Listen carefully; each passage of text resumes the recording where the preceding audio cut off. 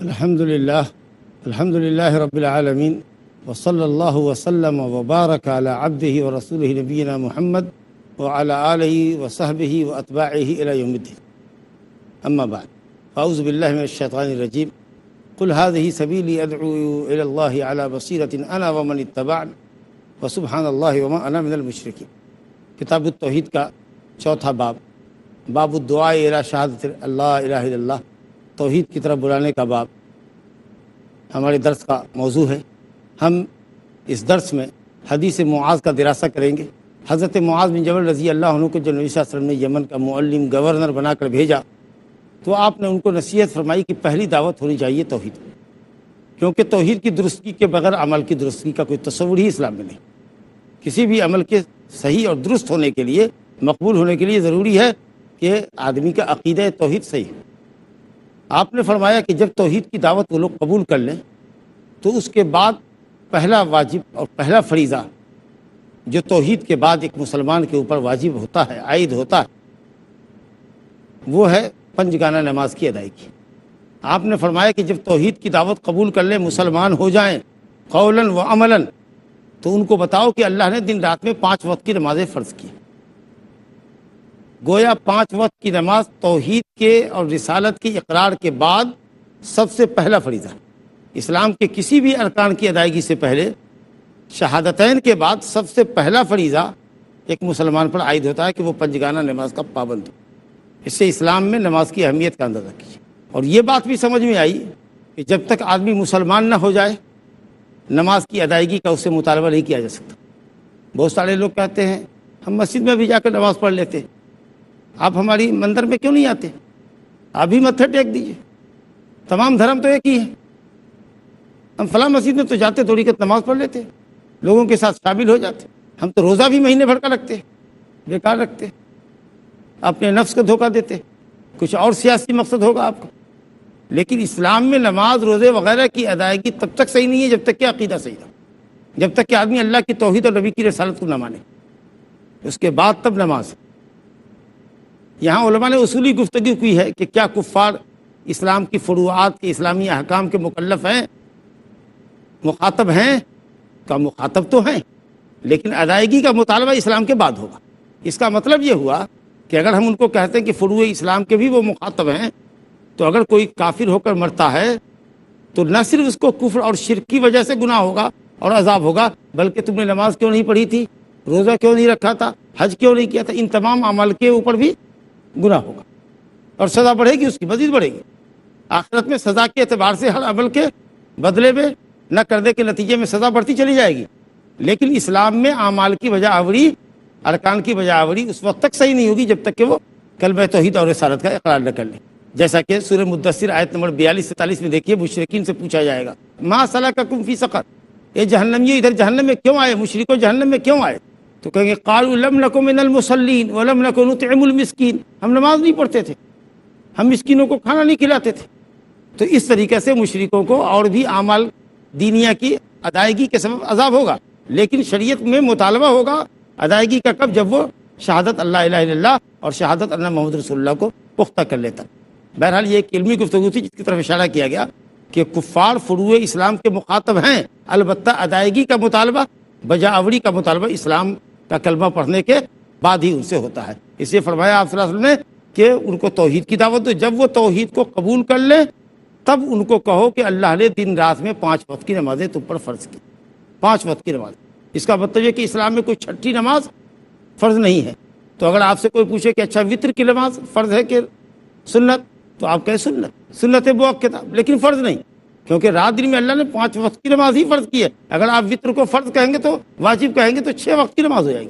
تو اسی علماء نے کہا کہ یہ تاکیدی سنت ہے وطر، نبی صلی اللہ علیہ وسلم سفر اور حضر کہیں بھی وطر نہیں چھوڑتے تھے، اور دوسری سنن مؤکدہ کا آپ اہتمام کرتے تھے، لیکن جمہور کے نزدیک واجب اور فرض دونوں ایک ہی ہے، تو 5 وقت کی نماز ہی واجب اور فرض ہے، اس کے علاوہ کوئی نماز فرض نہیں، جو بھی ہے وہ سنن ہے۔ اب اس سنتوں میں مؤکدہ سنت ہیں، غیر مؤکدہ سنتیں ہو سکتی۔ جب وہ نماز کی ادائیگی پر بھی لگ جائیں تب ان کو بتاؤ فعالمہم، ان کو بتاؤ ان اللہ افترض علیہم صدقۃ تؤخذ من اغنیائہم فترد علی فقرائہم، اللہ نے ان کے مالوں میں، ان کے اغنیاء کے مالوں میں، جو مالدار لوگ ہیں ان کے مالوں میں اللہ تعالیٰ نے صدقہ فرض کیا، زکوٰۃ فرض کی، اور زکوٰۃ کے نصاب ہے، اس کی اپنی تفصیل ہے اپنی جگہ پر، کون سے مال میں کتنی زکوٰۃ ہوگی، مال کتنا ہونا چاہیے۔ جب مال مقررہ حد کو پہنچ جائے جس میں زکوٰۃ واجب ہوتی ہے تو اس کو نصاب کہتے ہیں، اور جو آپ اس میں سے مقدار نکالتے ہیں اس کو زکوٰۃ کہتے ہیں، اور مال اپنی مقررہ مقدار کو پہنچ جائے جس میں زکوٰۃ واجب ہوتی ہے تو اس کو نصاب کہتے ہیں۔ تو مالداروں پر زکوٰۃ اللہ نے فرض کی، ان کو بتاؤ۔ اور زکوٰۃ کا فائدہ اور فلسفہ یہ ہے، بہت سے فائدوں میں ایک فائدے کا آپ نے ذکر کیا کہ مالداروں سے زکوٰۃ لی جاتی ہے، اور جس برادری سے جہاں کے مالداروں سے لی جاتی ہے اسی لوکلٹی کے غریبوں اور محتاجوں پہ خرچ کی جاتی ہے۔ ہاں اگر وہاں کوئی فقیر اور محتاج نہ ہو تو پھر دوسری جگہ زکوٰۃ کی رقم منتقل کی جائے گی، لیکن پہلے وہاں کے حاجت مندوں کی حاجت پوری کی جائے گی۔ مالداروں سے زکوٰۃ لی جاتی ہے اور غریبوں پر، فقیروں پر، مسکینوں پہ خرچ کی جاتی ہے۔ معاملہ معلوم یہ ہوا کہ مالداروں پر زکوٰۃ خرچ نہیں کی جا سکتی، کیونکہ مالداروں سے تو زکوٰۃ لی جاتی ہے۔ مالداروں کے مقابلے میں، اغنیاء کے مقابلے میں فقراء کا ذکر کیا گیا، مالداروں سے لی جائے گی، فقیروں پہ خرچ کی جائے گی، گویا مالداروں پہ خرچ نہیں کی جا سکتی، اور کافروں پر خرچ بھی نہیں کی جائے گی۔ تؤخذ من اغنیائہم، مسلمانوں کے مالداروں سے لے کر مسلمانوں کے فقیروں پہ خرچ کی جائے گی۔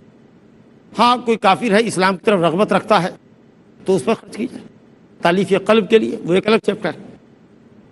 لیکن عام فقیر، محتاج، مسکین، حاجت مند ہے، غیر مسلم، تو زکوٰۃ کی رقم نہیں دی جا سکتی اس کو۔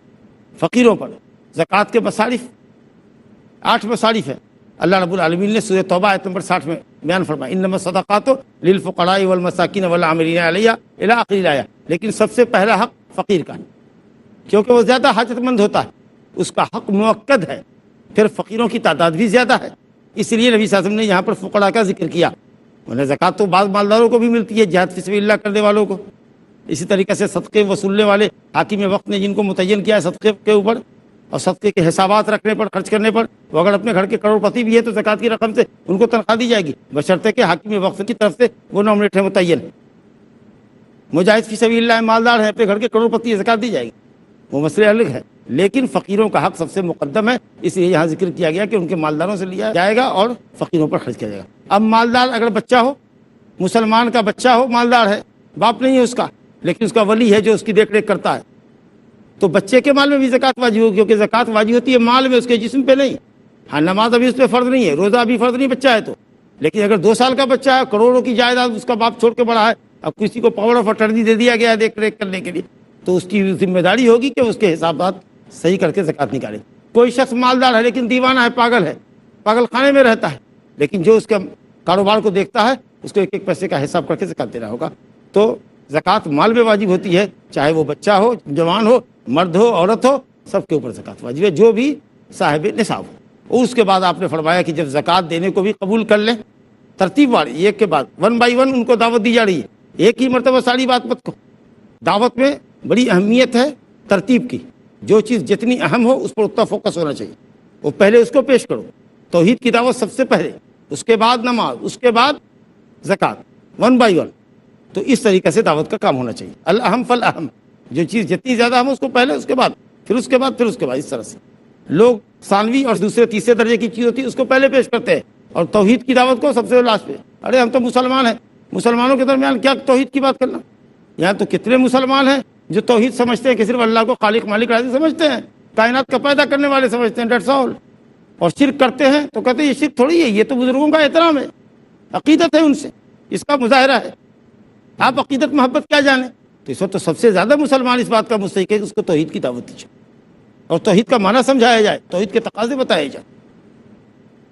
تو بہرحال جب زکوٰۃ دینے کو بھی قبول کر لیں تب نبی صلی اللہ علیہ وسلم فرما رہے ہیں فَإِيَّاكَ وَكَرَائِمَ أَمْوَالِهِمْ، خبردار ان کے کرائم کو، کریمہ کی جمع ہے، کریمہ کہتے ہیں نفیس مال کو، عمدہ مال کو۔ عرب والے بیٹی کو کریمہ کہتے ہیں، عرب والے پتھر کو جو ہیرا ہوتا ہے اس کو کریمہ کہتے ہیں۔ عمدہ مال مطلوب زکوٰۃ میں۔ اب بکری والے ہیں، 40 بکری میں 1 بکری لینی ہے، تو اب سب سے موٹی تازی دودھاڑ بکری آپ نے لے لی، بھیڑا لیا، میڑھا لیا جو دودھ اچھا دے سکتی ہے، صوف ہے، اون ہے اس کے اوپر، اونٹنی لی، جوان اونٹنی، دودھاڑ اونٹنی لی۔ بہت عمدہ مال لیتے ہیں اگر آپ تو غلط کرتے ہیں، اور مال والا اگر نہایت ردی مال دیتا ہے زکوٰۃ میں وہ بھی غلط کرتا ہے۔ نہ مال والے کو یہ جائز ہے، نہ صدقہ وصولنے والے کو وہ جائز ہے۔ اوسط درجے کا مال ہونا چاہیے، اوسط درجے کا مال لو، اللہ ہے کہ خود مال والا خوشی سے سب سے قیمتی اور سب سے اچھا جانور آپ کو زکوٰۃ میں دے دے تو اچھی بات ہے۔ لیکن آپ اس میں سے چن کر کے مویشی میں، مال میں جس پہ زکوٰۃ واجب ہے، سب سے عمدہ مال اگر لیتے ہیں تو آپ ظالم ٹھہرتے ہیں۔ اسی نبی صلی اللہ علیہ وسلم نے فوراً اس کے بعد فرمایا وہ ایاک و قرائم اموالہم، خبردار خبردار ان کے عمدہ مال لینے سے بچو، واتق دعوت المظلوم، اور مظلوم کی بد دعا سے بچو، کیونکہ اگر تم سب سے عمدہ مال لینے والے ہوگے تو تم ظالم ٹھہرو گے، اس کی مرضی کے بغیر لوگے تو تم ظالم ٹھہرو گے، اور مظلوم کی بد دعا سے بچو۔ اللہ اکبر۔ اگر محصل مالک کی مرضی کے بغیر، محصل کہتے ہیں صدقہ وصولنے والے کو، جس کو حاکم وقت نے بھیجا ہے، اگر وہ مال والے کی مرضی کے بغیر اس کے مال سے، اس کی بکری کے ریوڑ سے سب سے عمدہ بکری لیتا ہے، وہ ظالم ہوتا ہے اور مال والا مظلوم ہے۔ اور اگر وہ بد دعا کرتا ہے تو کتنی زبردست وعید ہے۔ اور پھر یہ نبی صلی اللہ علیہ وسلم نے فرمایا فَإِنَّهُ لَيْسَ بَيْنَهُ وَبَيْنَ اللَّهِ حجاب، مظلوم کی بد دعا اور اللہ کی قبولیت کے درمیان کوئی حجاب نہیں، یعنی اللہ رب العالمین مظلوم کی بد دعا کو فوراً قبول کرتا ہے۔ انشاءاللہ ایک مختصر وقفے کے بعد آپ کی طرف پھر لوٹیں گے اور درس کا سلسلہ جاری رہے گا۔ لا الہ الا اللہ۔ السلام علیکم ورحمۃ اللہ وبرکاتہ۔ ماشاء اللہ، آپ سب ماشاء اللہ بیدار ہیں اور پوری تندہی کے ساتھ جسم اور دماغ کے ساتھ درس میں حاضر ہیں۔ اللہ جزائے خیر دے۔ ہم وقفے سے قبل حدیث معاذ پڑھ رہے تھے اور آپ صلی اللہ علیہ وسلم نے فرمایا کہ مظلوم کی بد دعا سے بچو۔ اگر مال والے کا مال اس کی مرضی کے خلاف لیتے ہو اور وہ سب سے عمدہ مال لیتے ہو تو تم ظالم ٹھہرو گے اور وہ مظلوم ہوگا مال والا۔ تو بہرحال جب زکوٰۃ دینے کو بھی قبول کر لے تب نبی صلی اللہ علیہ وسلم فرما رہے ہیں فَإِيَّاكَ وَقَرَائِمَ أَمْوَالِهِمْ، خبردار ان کے کرائم کو، کریمہ کی جمع ہے، کریمہ کہتے ہیں نفیس مال کو، عمدہ مال کو۔ عرب والے بیٹی کو کریمہ کہتے ہیں، عرب والے پتھر کو جو ہیرا ہوتا ہے اس کو کریمہ کہتے ہیں۔ عمدہ مال مطلوب زکوٰۃ میں۔ اب بکری والے ہیں، 40 بکری میں ایک بکری لینی ہے تو اب سب سے موٹی تازی دودھار بکری آپ نے لے لی، بھیڑا لیا، میڑھا لیا جو دودھ اچھا دے سکتی ہے، صوف ہے، اون ہے اس کے اوپر، اونٹنی لی، جوان اونٹنی، دودھار اونٹنی لی۔ بہت عمدہ مال لیتے ہیں اگر آپ تو غلط کرتے ہیں۔ اور مال والا اگر نہایت ردی مال دیتا ہے زکوٰۃ میں وہ بھی غلط کرتا ہے۔ نہ مال والے کو یہ جائز ہے، نہ صدقہ وصولنے والے کو وہ جائز ہے۔ اوسط درجے کا مال ہونا چاہیے، اوسط درجے کا مال لو، الا یہ کہ خود مال والا خوشی سے سب سے قیمتی اور سب سے اچھا جانور آپ کو زکوٰۃ میں دے دے تو اچھی بات ہے، لیکن آپ اس میں سے چن کر کے مویشی میں، مال میں جس پہ زکوٰۃ واجب ہے، سب سے عمدہ مال اگر لیتے ہیں تو آپ ظالم ٹھہرتے ہیں۔ اسی نبی صلی اللہ علیہ وسلم نے فوراً اس کے بعد فرمایا وہ ایاک و قرائم اموالہم، خبردار خبردار ان کے عمدہ مال لینے سے بچو، واتق دعوت المظلوم، اور مظلوم کی بد دعا سے بچو، کیونکہ اگر تم سب سے عمدہ مال لینے والے ہوگے تو تم ظالم ٹھہرو گے، اس کی مرضی کے بغیر لوگے تو تم ظالم ٹھہرو گے، اور مظلوم کی بد دعا سے بچو۔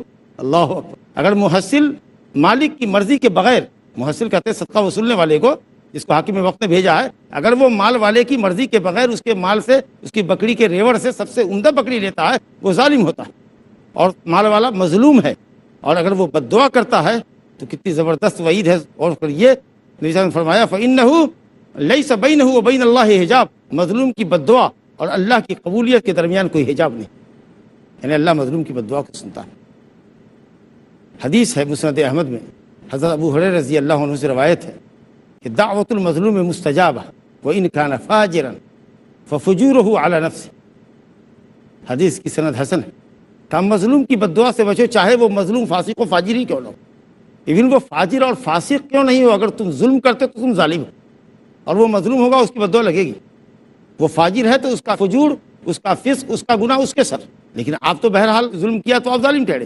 اگر وہ بد دعا کرتا ہے تو آپ پر بد دعا لگے گی۔ الحمدللہ حدیث یہاں مکمل ہے۔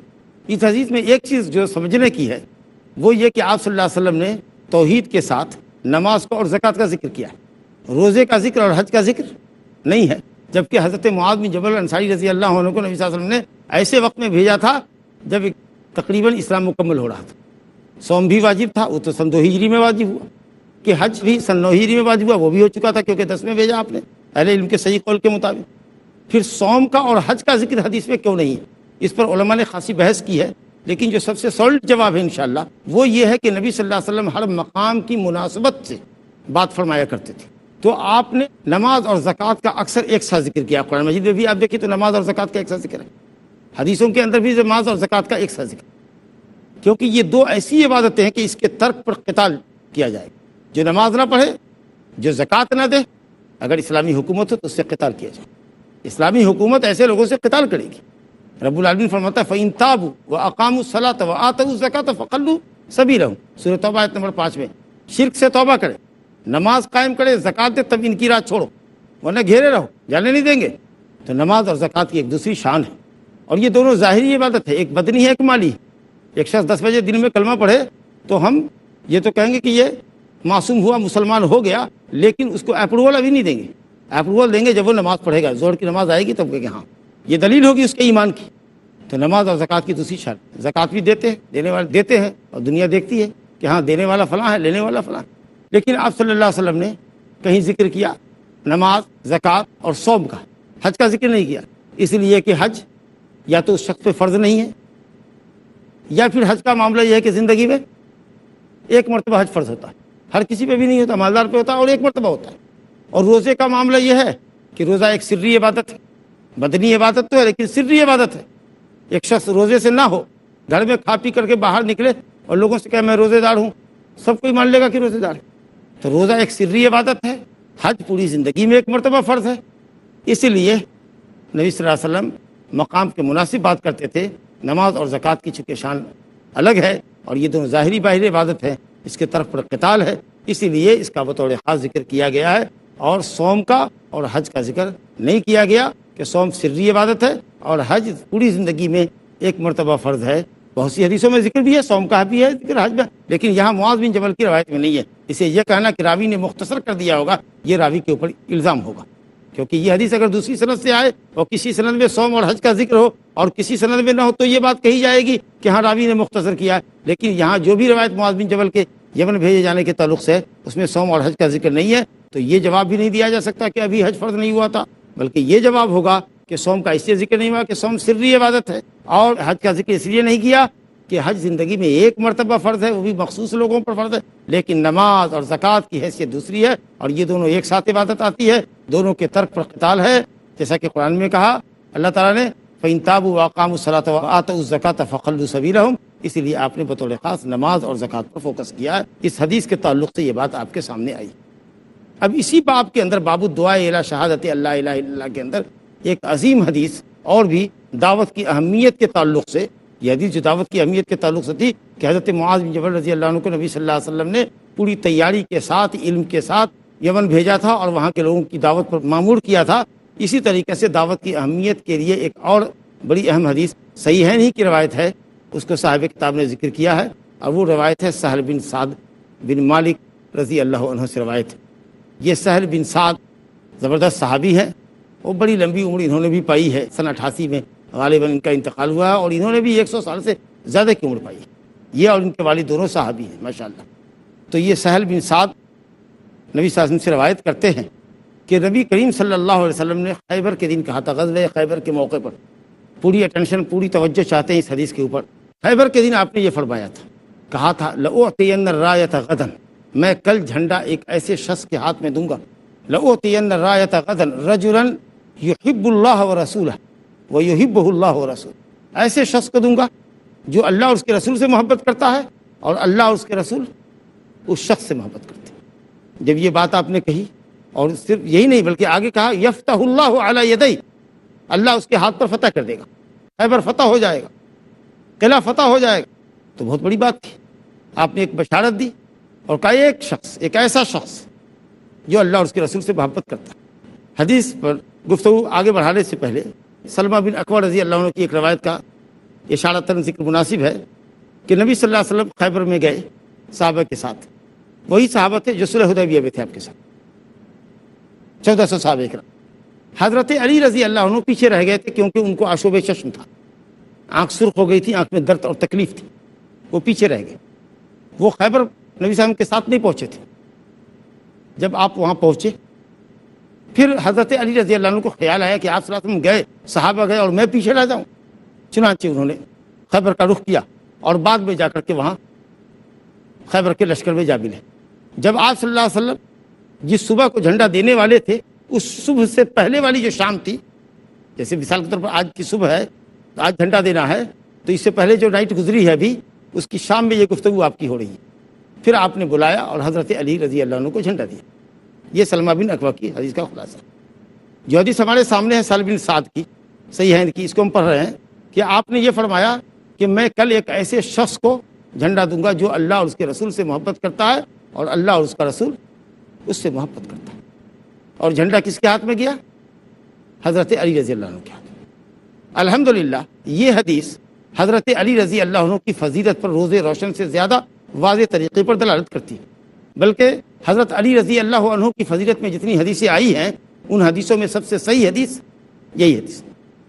اور آپ نے اس پہ گواہی دی ہے کہ حضرت علی ظاہراً و باطناً مومن ہے، اللہ رسول سے محبت کرتے ہیں اور اللہ اور اس کا رسول بھی ان سے محبت کرتا ہے. زبردست فضیلت ہے. اور اہل سنت الحمدللہ حضرت علی کے لیے اس فضیلت کو تسلیم کرتے.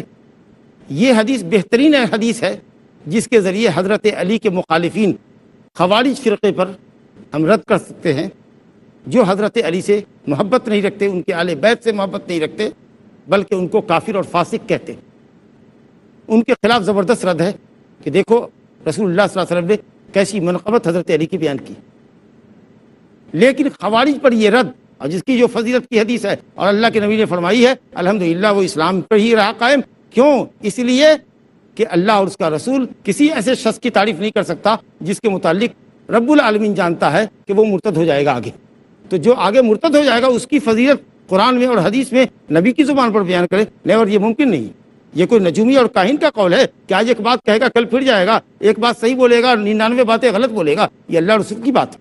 تو الحمدللہ یہ نظریہ اور یہ حدیث زبردست ہے. علی سے محبت کرنا ایمان والوں کی علامت ہے. آپ نے فرمایا کہ علی تم سے محبت کرنے والا مومن اور تم سے عداوت رکھنے والا منافق. الحمدللہ اہل سنت والجماعت حضرت علی سے اور آل بیت سے محبت رکھتے ہیں. البتہ ہم کسی کو بھی غیر نبی کو معصوم نہیں کہتے. انشاءاللہ تعالی گفتگو اس حدیث کے اوپر دوسری مجلس میں جاری رہے گی.